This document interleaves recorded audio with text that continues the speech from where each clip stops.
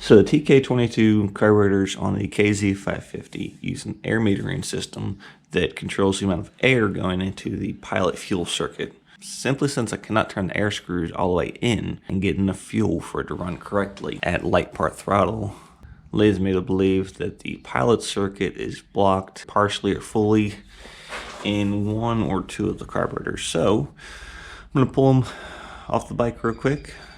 Pull the float bowls off and see what they look like.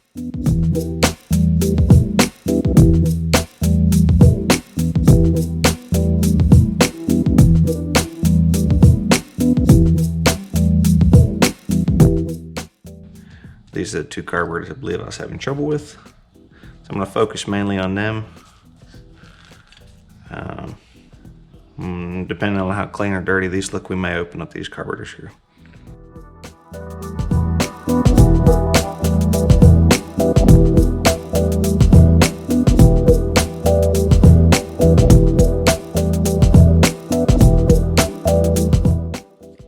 Part of the problem right there, and that very well may be my own fault. Put some gasket sealer on here and I think I put too much, which squished it towards the inside of the gasket because I didn't buy new gaskets. So just because of that situation, I will go ahead and pull off the bowl for the other two carburetors on the left side here.